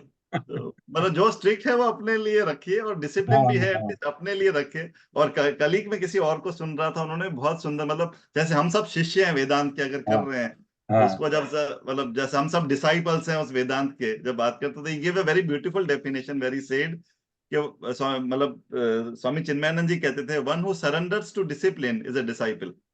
अरे वाह। तो तो वो लेकिन मेरे वेरी लिए ट्रू। है, हाँ, वो मेरे लिए है। अगर मैं सबके लिए करना चाहता हूं तो कभी कभी शायद वो नहीं भी बैठता। और एक बार फिर जैसे आपने कहा था कि हम कृष्ण कुमार जी ने कहा कि हम खुलते जाते हैं, थोड़ी ज्यादा हाँ, समझ आने लगती है, और मैंने correct, शायद पहले भी शेयर किया था। हाँ, ऐसे ही एक बार बैठे थे और स्वामी तेजोमयानंद जी ने, वो बैठे बैठे कभी ऐसे अचानक प्रश्न पूछ लेते हैं सबसे, बोले आपका क्या विचार है? तो उन्होंने कहा था कि ज्ञान पाने से क्या फायदा होता है? हम्म, ज्ञान, आपको ज्ञान हुआ तो क्या हुआ, लेकिन उससे हम्म, क्या मिलना चाहिए? क्योंकि सबने अलग अलग जवाब दिए, फिर अंत में उन्होंने जवाब दिया कि अगर आपको ज्ञान है तो आप में ह्यूमिलिटी आनी चाहिए। अगर हाँ। वो नहीं आई ना, तो फिर वो ज्ञान किसी काम का नहीं है। या सो ट्रू, बट एकदम सो बराबर। अश्विन ट्रू। भाई, नम्रता, आई थिंक वो साधु संत की पहली पहचान है, नम्रता, एकदम। और आपने उदाहरण दिया, मैं भी एक उदाहरण देता हूँ। मैं, मेरे वडील थे इंदु काका, वो जैन धर्म में बहुत डीप उन्होंने अभ्यास किया था। ये जो आपने कहा ना, वही प्रिंसिपल का एक इलस्ट्रेशन दिया कि आप चल रहे हो रास्ते में। अभी जैन धर्म में तो अहिंसा तो बहुत महत्व है, मगर आप चलते चलते आपके पैर के नीचे एक चींटी आ गई और मर गई, क्या कर सकते हैं? संसारी जीव है, आपका ध्यान बातों चीतों करने में लगता है, कोई बात नहीं। संसारी इंसान को चींटी मर गई, उसका पाप नहीं लगे। मगर अगर आप साधु हो, ओके, कैसे मर गई चींटी? आप नीचे देख के नहीं चलते थे क्या? आपको पूरा ध्यान रखना है, आपके कारण एक चींटी भी नहीं मरनी चाहिए। तो जो बोलते हैं साधु का धर्म अलग है, साधु की सावधानी अलग है, और संसारी लोगों की, ठीक है, अपनी सावधानी इतनी नहीं होगी तो चले। ये इसी बात पे मैंने पहले भी बताया था एक बार, शायद कुछ लोग हाँ, नए में। रश्मिन भाई, आपकी परमिशन हो तो वो फिर से बताऊं एग्जाम्पल, जिस तरीके से आप कह रहे थे हाँ कि जी। वो दो साधु एक नदी पार कर रहे थे, एक बार मैंने शायद बताया था, और उस साथ में एक छोटी लड़की थी। अब वो नदी पार नहीं कर पा रही थी, तो एक जो सीनियर साधु थे उन्होंने लड़की को गोद में ले लिया और नदी पार करा दी, बराबर। और लड़की को वहां ड्रॉप कर दिया, और दोनों साधु आगे चलने लगे। और जो छोटा था, जो उनका शिष्य था, वो कब से मतलब वो उनका दिमाग उसका बोल रहा था कि ऐसे कैसे हो गया कि हम तो लड़की के पास नहीं जाते, लड़की को हाथ नहीं लगाते, और आपने महाराज, मतलब उसके कब से यही बात उसके माइंड में घूम रही थी। और वो थोड़ा, वो भी लग रहा था एक्साइटेड, और आगे चलते रहे, लेकिन वो कुछ बोल नहीं पा रहा था। तो वो उन्होंने, गुरुजी ने पहचान कि उसको माइंड में कुछ और चल रहा है, कुछ बोल नहीं रहा है। तो उन्होंने पूछा, भाई क्या हुआ कि अभी तक क्यों नहीं कुछ बोल रहा? तो बोले कि महाराज, आपने उनको, उस लड़की को कैसे हाथ लगा दिया और उठा दिया, और वहां पे फिर उसको, तो बोले महाराज उनको जवाब देते हैं कि उस लड़की को मैं तो वहीं छोड़ के आ गया, तो यहां तक लेके आया है। बराबर, एकदम अपने मन चित्त के ऊपर सब बहुत बड़ा आधार है, मगर बराबर है। थोड़ा आगे बढ़ते हैं। सर एक लास्ट एक बात बताता हूँ। पिछले हम्म। दिनों एक बहुत ही एक्स्ट्रा ऑर्डिनरी एक वुमेन से मिलने का मौका मिला। 78 ईयर और लेडी है सर, स्विट्जरलैंड से है वो। अच्छा, हाँ। हाँ, आप आ जाइए फिर। Go ahead, go ahead.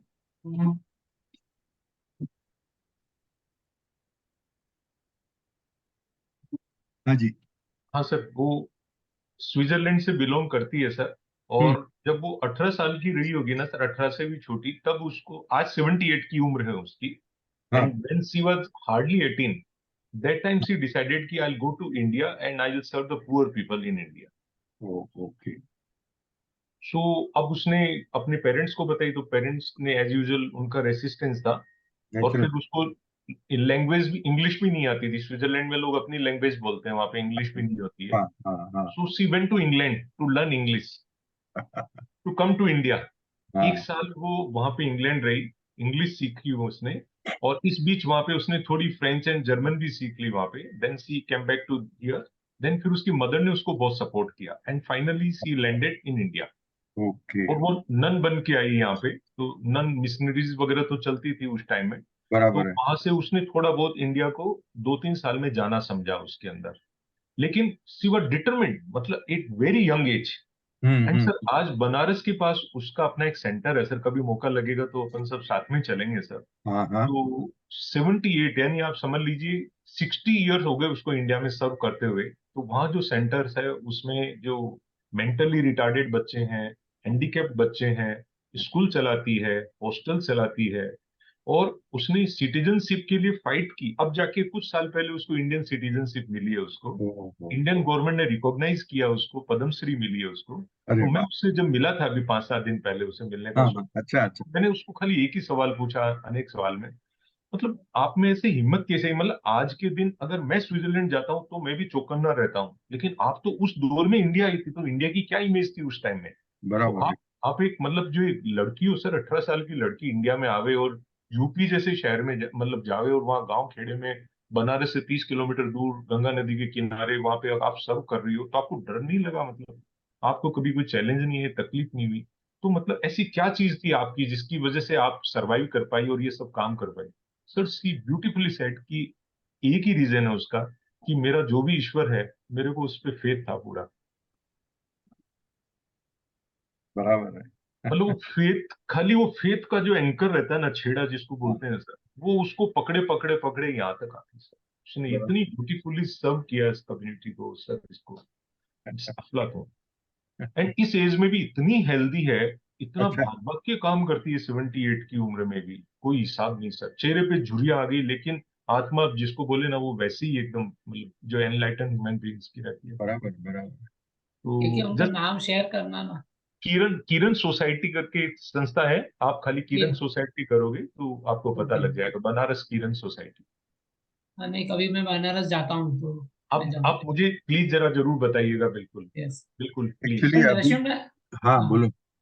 Sorry, તમે જે વાત કરી છે નરસિંહભાઈ, એટલે हाँ, આ બધામાં see the challenge is this કે हाँ। અગર આપણું, જે તમે ઓલરેડી સમજાયું કે મન, વચન અને કર્મ यस। એ ત્રણેય અલાઇન થઈ જાય ને, हाँ। then you have no problem. Correct, correct? And absolutely. that's the biggest challenge. True. For me, I know that's the biggest challenge. Yeah. પણ તમારું મન વચન ને કર્મ એ ત્રણેય અલાઈન થઈ જાય, આઈ ડોન્ટ થિંક કે પછી આત્મશુદ્ધિની બી જરૂર નથી, ઓટોમેટિક છે બધું. एक्चुअली मैं तो ये कहना चाहूंगा कि आज की तारीख में मेरे जीवन में भी इतना ही ख्वाहिश है कि अच्छे अच्छे संतों को मिले बस। बाकी तो जिंदगी के जितने सपने थे सब पूरे हो गए ईश्वर कृपा से। अभी हाँ। तो वो दूसरा कोई सपना अभी बाकी नहीं है। तो एक आध बार अशोक जी अगर हमारे पर खुश होंगे तो तेजोमयानंद स्वामी का दर्शन करेंगे, ऐसे अलग अलग स्वामी जी के मिलेंगे। दर्शन भाई, आप हम तो कहते हैं कि आज की तारीख में तो बहुत आसान है। हाँ। इनफैक्ट गुरुजी वहीं अभी मुंबई हैं। जनरली अच्छा। वो ट्रैवल अभी करते ही नहीं है। हाँ हाँ हाँ। तो मेरे ख्याल से सुबह को आधा घंटा वहां मिलते हैं और शाम को भी शायद आधा घंटा मिलते हैं। हाँ, वो पवई में चिन्मय पवई मिशन। में पवई में मिलते हैं। अच्छा और अच्छा अच्छा। हाँ, कभी भी ऐसा हो, आप जब हो, मैं ना वहां पे ऐसा होगा तो दर्शनी करके है, शी वॉज इन हाँ। अहमदाबाद, तो मैं अच्छा। आपको कांटेक्ट दे दूंगा। हाँ। और कब गुरु जी आधा घंटा बाहर आते हैं, अभी क्या हेल्थ की वजह से ज्यादा वो हाँ नहीं, हाँ। पहले तो 2-2 घंटे बैठते थे बाहर मिलने के लिए। बराबर बराबर। अभी आधा आधा घंटा तो होते हैं, सुबह को और शाम को पब्लिक से मिलते हैं मतलब। शाम और को हम, कितना बजे मिलते हैं? वो मैं पूछ लूंगा ऐसा होगा तो। आप जरा पूछ लीजिए, मैं तो हो सकेगा तो कल ही जाऊंगा, अच्छा। क्योंकि I am highly impressed by Tejomayananda ji. हाँ अभी मेरे क्या है, उनको कुछ सवाल भी पूछना है, खाली संत लोगों के हाँ। दर्शन करना है, बस उनका चरण स्पर्श करके निकल जाने का, और कुछ नहीं है। अच्छा, ठीक ठीक है, हाँ। मैं पूछ के बताता हूँ शाम को मिलते हैं कि नहीं जब भी मिलते, ठीक है। आपको टाइम मिलेगा हाँ, बताइए। मैं वो नंबर भी एक्सचेंज कर लूंगा। हाँ जी हाँ, जरूर जरूर। अने अभय भाई, आई थिंक हाँ एक बार वो अपना दागा जी तो अभी नहीं आ सकते, उनकी तबीयत इतनी अच्छी नहीं है, मगर एक बार हम दोनों चलते हैं वृंदावन, હા મને તો और વાંધો वो નથી. પણ प्रेमानंद રશ્મિનભાઈ, स्वामी का दर्शन હા करने। ને પ્રેમાનંદ સ્વામી માટે બહુ લાઈન હોય છે, that's what I wanted to, अच्छा but अच्छा। let's find out, I will find out. हाँ, we can Premanand try and find મારે आउट। છે મથુરામાં છે કોઈ, so okay. I will find out from his source हाँ કે हाँ, આપણને જો મળી જાય તો we will go. જઈએ। આપણે કઈ ક્વેશ્ચન ના કે બી હવે પૂછે તો પણ એ જ મળી આવે. કરવાનું છે, સાધુ મહાત્માઓને મળીએ, દર્શન કરીએ, બસ બીજું કઈ નહીં है। ના ના શ્યોર કરીએ રશ્મિ. Okay okay.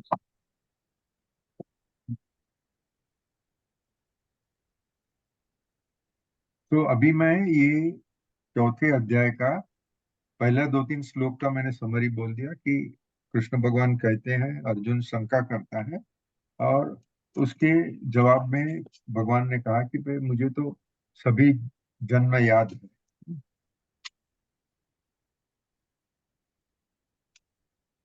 अभी एक है, पहले से मेरा दिमाग स्वतंत्र है, और जहां भी कुछ मेरे दिमाग में नहीं बैठता है तो मैं इनकार करता हूँ।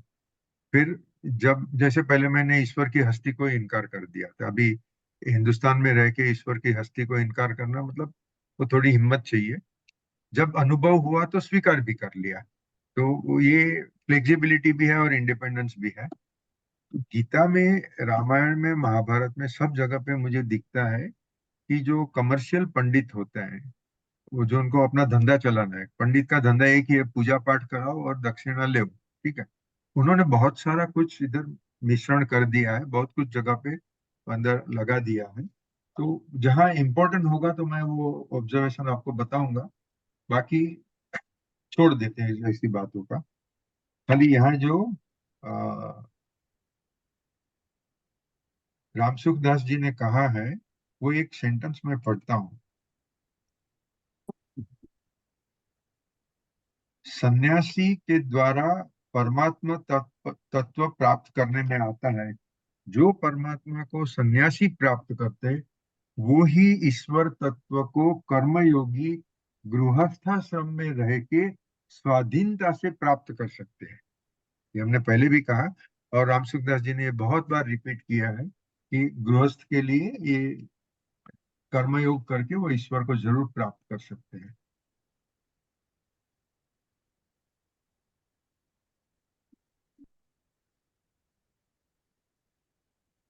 अच्छा, ये यहाँ कहते हैं, जो अर्जुन को शंका होती है कि सूर्य तो करोड़ों वर्ष या अब्जों वर्षों से है, भगवान का जन्म अभी हुआ है, तो कृष्ण भगवान ने सूर्य को कैसे दिया? तो वो नम्रता से सवाल करता है, ऐसे नहीं कि वो क्रिटिसिज्म कर रहा है, वो बोलता है मैं आपका सेवक हूँ, मैं आपका शिष्य हूँ, और मुझे ये शंका हुई है तो कृपा करके मुझे बताइए। फिर भगवान उसे बताते हैं कि मुझे तेरे और मेरे सब जन्म आगे याद है। तो ये आई थिंक सभी धर्मों में है कि अगर आपको सीखना है तो वो चर्चा वाद विवाद कर से नहीं सीखना मिलने वाला है। आप हाथ जोड़ के जाओ गुरु जी के पास, नमस्कार करके बोलो ये मुझे समझाइए, तो गुरु प्रेम से समझाएंगे।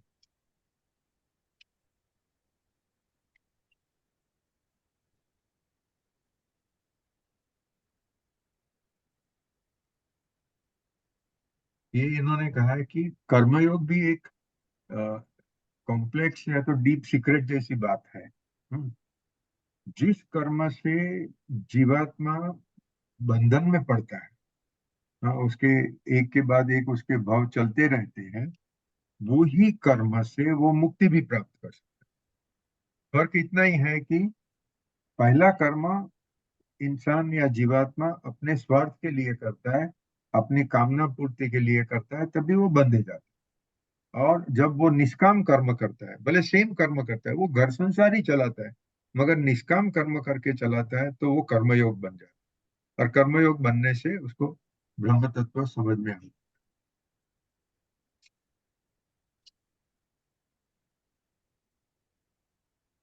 ये हमने आगे एक बार बात की थी कि समझो महान समुंदर है, उसमें एक बिंदु ने सोचा कि मैं हूं, हाँ, वो उसका अहंकार हुआ।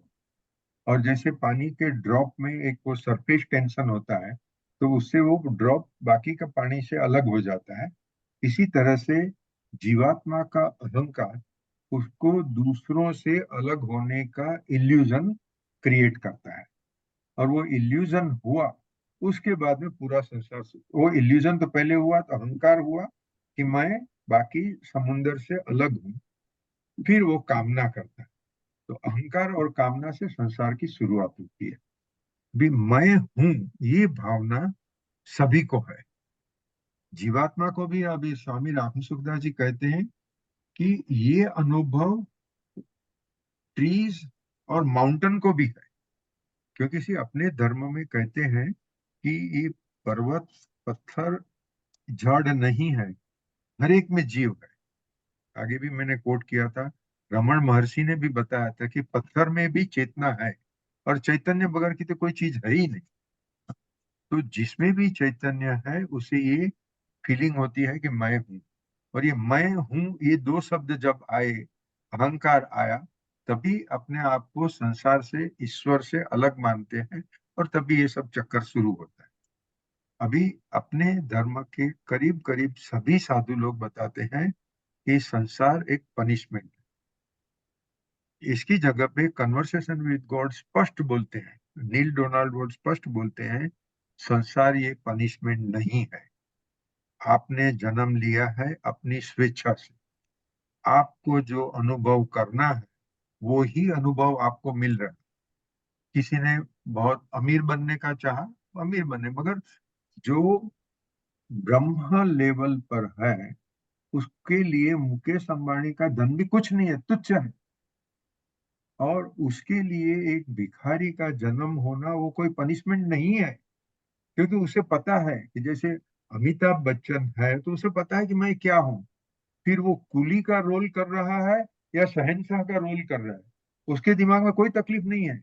वो शहंशाह का रोल भी आनंद से करेगा, कुली का रोल भी आनंद से करेगा, और वो रोल खत्म हो गया, घर पे जाएगा, जया बहादुरी से मस्ती से बात करेगा, उसके दिमाग में कोई तकलीफ नहीं है। और इसी तरह से हम सब वही कर रहे हैं, वही अनुभव कर रहे हैं जो हमने खुद ने आत्मा लेवल पर चाहा है। हमें कोई बंधन नहीं है, हमें कोई फोर्स नहीं है, और कोई पनिशमेंट नहीं है। ये पनिशमेंट शब्द के ऊपर मैंने अभी थोड़ा कुछ पढ़ा है, जो अपने हिंदू धर्म में तो बार बार रिपीट होता है कि किसने पाप किया तो ईश्वर उसको सजा देते हैं। तो कन्वर्सेशन विद गॉड में तो क्लियरली बोलते हैं कि मैं किसी को सजा नहीं करता हूँ, सजा करना मेरा काम नहीं है। You are absolutely free to do what you like. हाँ, अभी इसके ऊपर एक अच्छा सा विचार है।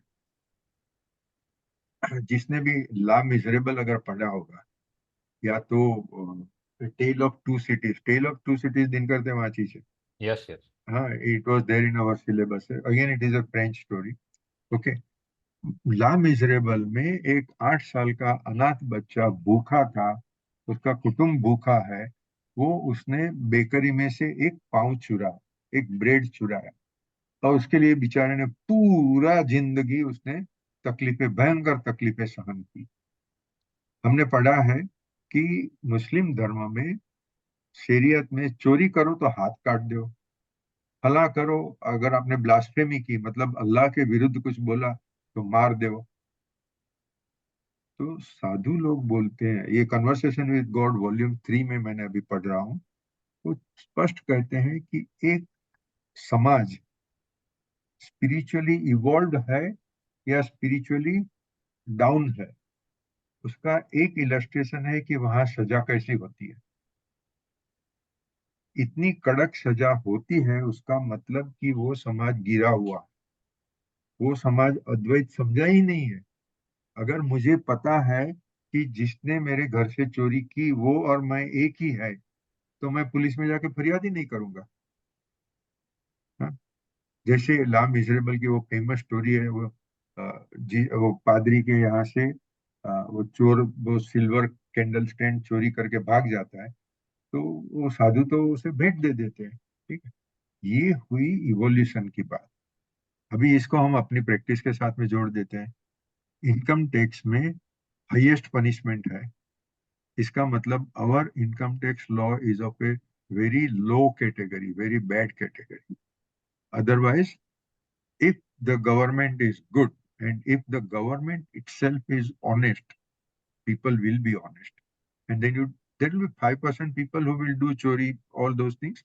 You can always find out.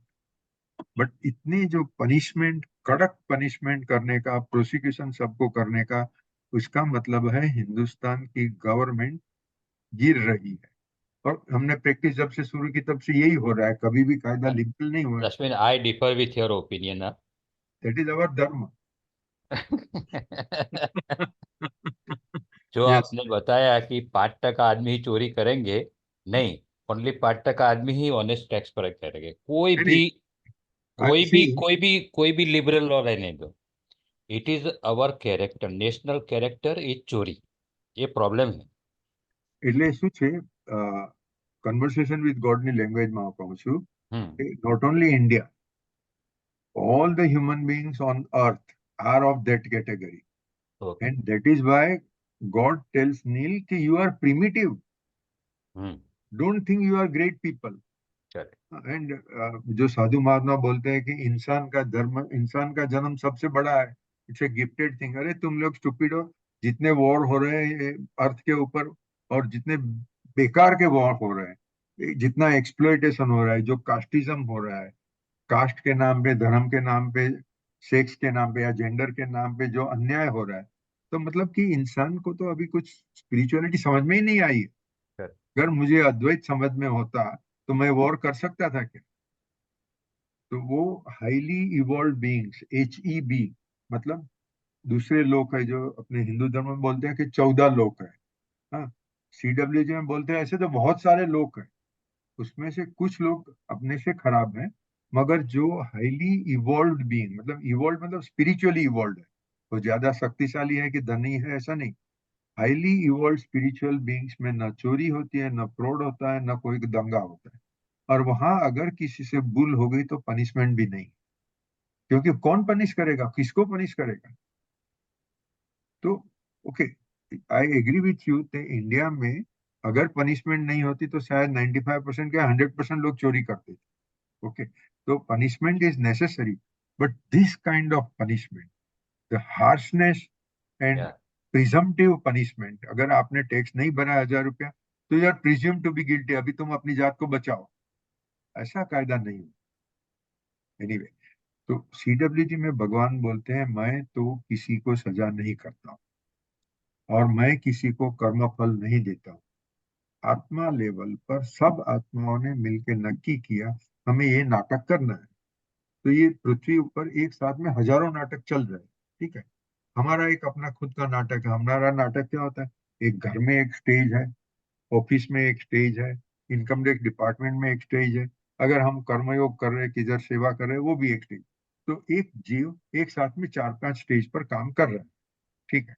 अच्छा, वो जो स्टेज पर है, वो स्टेज के जो रूल्स है वो उसको लागू पड़े, उसका हम अपन कर्म का सिद्धांत बोलते हैं। ठीक है। अगर आपने गलत किया तो पनिशमेंट होगी, आपको नुकसान होगा। मगर कभी कभी वो कर्म का सिद्धांत काम नहीं करता है।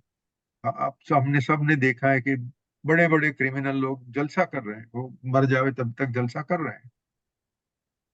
ईश्वर कहते हैं कि आप लोगों ने मिलके, मतलब जो आत्माएं ने मिलके जो स्टेज किया, जो नाटक किया, वो चल रहा है। आप अपना रोल करो। रोल पूरा हो गया मतलब कि आपकी डेथ हो गई। Death does not exist, he explains in many times. But जो हम समझते हैं कि शरीर से आत्मा का डिवीजन हो गया, उसके बाद में आपको फिर क्या करना है वो आपको सोचना है। कोई हेल है ही नहीं, कोई पनिशमेंट है ही नहीं।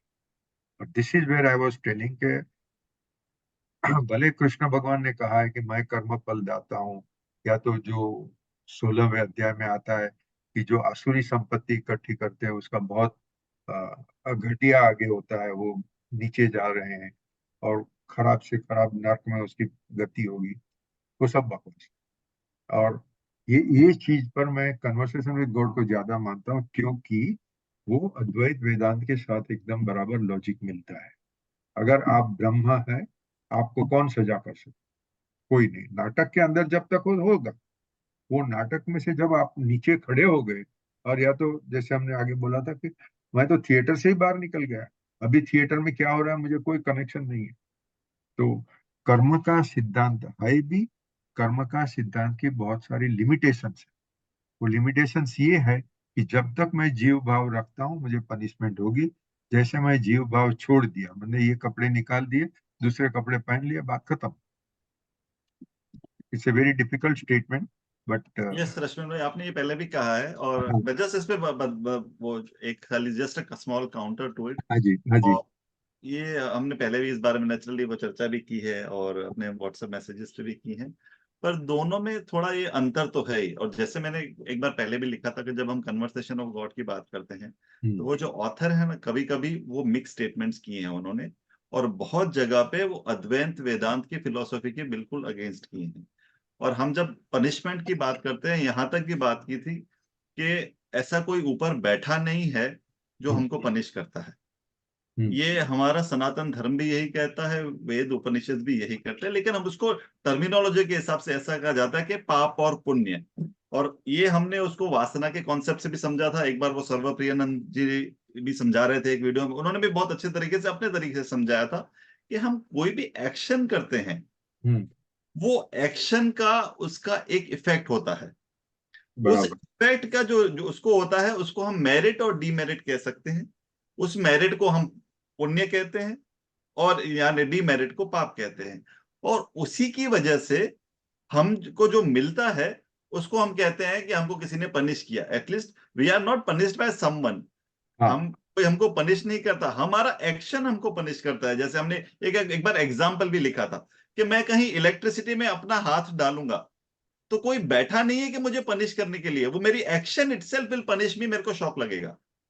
इसी तरीके से जब टोटल लॉ ऑफ कर्म जब काम करता है, तो नेचुरली जब मैं कोई एक्शन करूंगा और मेरा वो मोटिव क्या होगा, मेरे मन की स्थिति क्या होगी, वो डिसाइड करेगा तो मुझे आगे क्या मिलेगा। और यही चीज सिर्फ भगवत गीता में नहीं है, यही चीज कठोपनिषद में भी आती है, कि जहां पे वो नचिकेता से पूछता है कि अगर ये सब हो गया इसके बाद क्या होगा। तो देर ऑल्सो लॉर्ड यमा वो कहते हैं you will continue from where you leave. और यहाँ पे जैसे भगवान भगवत गीता में कहते हैं you will continue from the last thought you have. इसीलिए जहां पे जीवात्मा, और यहाँ, और मैंने एक दो बार मैंने इंस्टेंसेस दिए थे, मैंने कहा था कि मैंने फिर वो क्यों वो बुक पढ़ना छोड़ दी, क्योंकि उनके बेसिक जो आइडियाज थे, जहां पे वो लॉर्ड की डिविजिबिलिटी दिखा रहे थे, कुछ चीजें ऐसे कर रहे थे जो जो प्रिंसिपल्स बेसिक अद्वैत वेदांत की फिलोसॉफी के अगेंस्ट थे। और मुझे लग रहा था कि वो जो ऑथर है कुछ चीजें एक साथ बहुत मिक्स कर रहे हैं, और ये मेरा मानना है। और यही जो चीज है, कर्म फलम की बात करें या हम नेक्स्ट लाइफ में क्या, ऐसा समझो, ये बहुत सुंदर प्रश्न अगर आप बुक और कठोपनिषद में तो है ही। जब जब हम साउंड, बहुत जनों ने अगर अक्षरधाम में वो साउंड एंड लाइट शो देखा हो, पिता और उसके पिताजी के में वार्तालाप होती है जब, और वो जब क्या बात हो रही कि गाय मरने वाली है, ये मरने वाली है, तो वहां पे भी ये बात हुई थी कि death can not be an equaliser.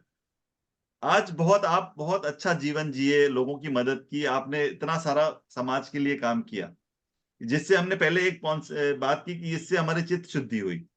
Suppose उसके विपरीत मैंने पूरा उल्टा जीवन जिया, लोगों को परेशान किया, सबको दुखी किया, और मेरे में वो जिज्ञासा बिल्कुल नहीं है कि मैं वो ब्रह्म क्या है, ईश्वर क्या है, सत्य क्या है, जानने में कुछ नहीं है। और दोनों के, आप बिल्कुल अलग हैं, मैं बिल्कुल अलग हूं। आप वो जैसे हाई इवॉल्व बीइंग की बात करें, आप उस अवस्था पे हैं, और मैं बिल्कुल नहीं हूं। आपकी भी मृत्यु होती है, मेरी भी मृत्यु होती है। वो मृत्यु cannot be an equaliser as far as मेरा मानना है।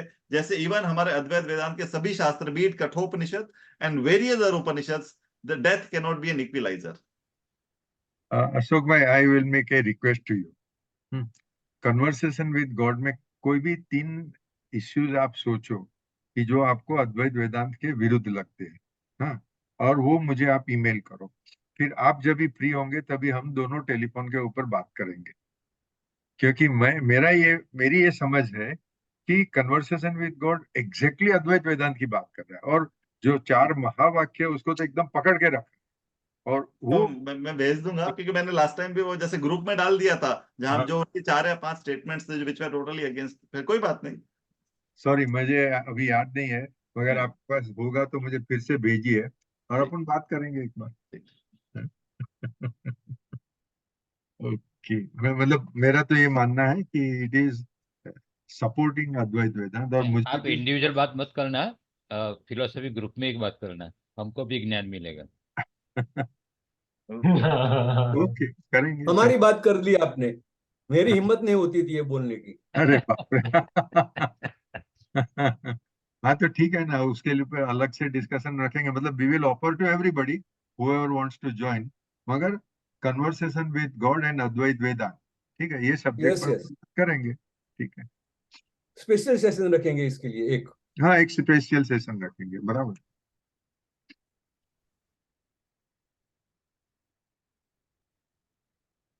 एक एक सिद्धांत है, वो जरा मैं खाली ब्रीफली बात कर लेता हूँ, फिर आज के डिस्कशन पूरा क्लोज करेंगे।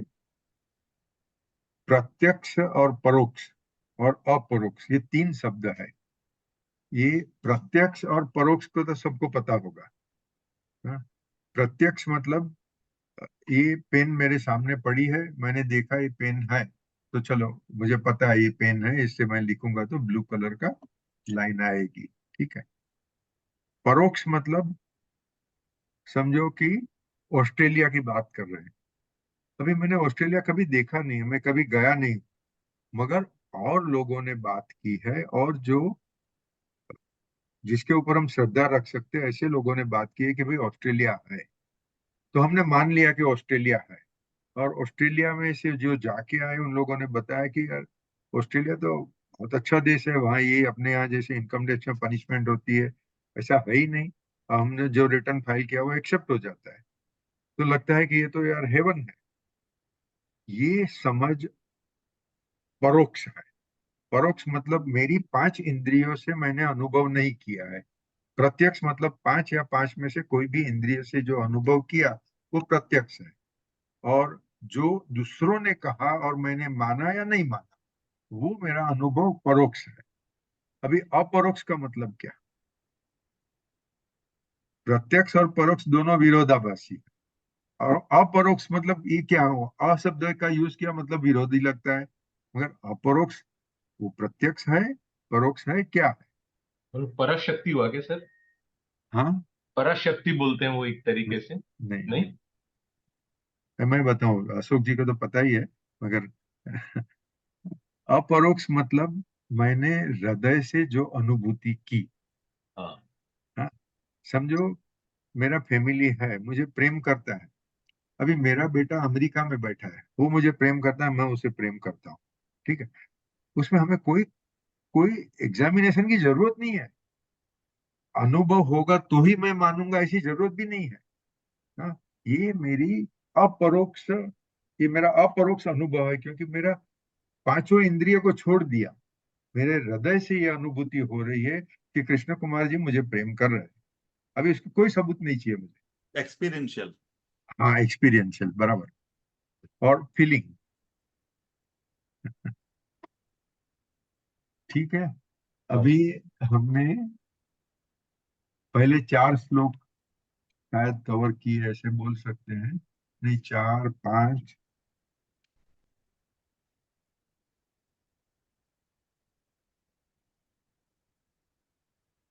7वां श्लोक है, यदा यदा ही धर्मस्य ग्लानिर्भवति भारत। यहाँ मैं बताऊं, अभय भाई ने मुझे एक बुक गिफ्ट दी है, पार्थ सारथी, बराबर, अभय भाई। हाँ, तो उन्होंने गीता के ऊपर कमेंट्री दी है। वो उनकी कमेंट्री और स्वामी राम सुखदास जी की कमेंट्री थोड़ा अलग है। तो ये जो 7वां श्लोक है, यदा यदा ही धर्मस्य ग्लानिर्भवति भारत, वो अपन अपनी नेक्स्ट सेशन में 2-3 कमेंट्री, क्योंकि ये बहुत बड़ा इंपॉर्टेंट श्लोक है। जैसे वो निष्काम कर्मयोग का है, कर्मण्येवाधिकारस्ते, इतना ही इम्पोर्टेंट ये भी श्लोक है। और अपने हर एक चैप्टर में जो इम्पोर्टेंट श्लोक आएगा उसके लिए 2-3 कमेंट्री पढ़ के फिर साथ में डिस्कस करेंगे। नहीं, ओके उसके फ्रेंड्स। साथ में वो श्लोक भी ले लेना, परित्राणाय साधूनां हाँ, विनाशाय के बाद ही है, साथ में ही, दोनों साथ में हाँ ही आएंगे। दोनों साथ में ही है। अवतार को समझाया हुआ है उसमें। करेक्ट। हाँ, अवतार का। कॉन्सेप्ट ऑफ अवतार। हाँ, the concept of avatar, Ashok bhai can explain better than me. No, sir, you are there. I'll listen. इधर नीट भी कुछ होगा तो मैं शेयर। हाँ, ज्वाइन करेंगे साथ में। नहीं, आप भी अपना इनपुट देना ना, उसमें कोई बात नहीं। जरूर जरूर। हाँ हाँ हाँ। ओके फ्रेंड्स, तो अभी हम आज का सेशन बंद करते हैं। नमस्कार। Thank sir, you. Thank you so नमस्कार। Much sir. मतलब रश्मिन इतनी में मैंने बड़ी मैसेज, सर्जरी के बाद भी आपने इनिशिएशन ली और हम लोगों का बिल्कुल जिस तरीके से मार्गदर्शन किया और हमारी भूल को नजरअंदाज किया, हम अरे थोड़े कोई से भूल नहीं है तकलीफ हो यहाँ गए। तो। अद्वैत में कोई भूल करता ही नहीं है, सब एक दूसरे को प्रेम ही करते हैं। ओह, बराबर। हाँ, अशोक भाई कुछ कह बस रहे मैंने थे। मैसेज किया है, अगर आप मुझे जवाब आता है तो फिर हाँ, मैं आई लेट यू नो। ये यहाँ अपने एक चार्टर्ड अकाउंटेंट है, मेरे दोस्त है, वो चिन्मय मिशन में बहुत ही इन्वॉल्व है। हाँ, मिस्टर मुकेश त्रिवेदी मुकेश करके। त्रिवेदी, हाँ जानता हूँ। हाँ, तो मैं उनसे रिक्वेस्ट करूंगा अभी मुझे दर्शन करा दो। हाँ कोई बात नहीं, नहीं तो मैं वो दर्शनी वहीं सीसी वहीं है पवाई में, तो ओके ओके। वही मतलब जहाँ पे बैठते हैं तेजोमय जी, सुबह को भी होते हैं शायद आधा घंटा और शाम को भी, तो दोनों टाइम पूछे फिर आई, और ऐसा होगा तो मैं exchange the number also, please please. आपका और दर्शनी, ठीक है। हाँ, हाँ जी। Thank you. Thank you. Thank you. नमस्कार, थैंक यू। थैंक सबको यू। नमस्कार। नमस्कार। अशोक जी, अभय भाई, दिनकर बाय। भाई एंड हशमुख भाई, सबको बहुत बहुत नमस्कार। रोशन भाई, बहुत बहुत नमस्कार। नमस्कार जी, थैंक नमस्कार। यू। Thank you.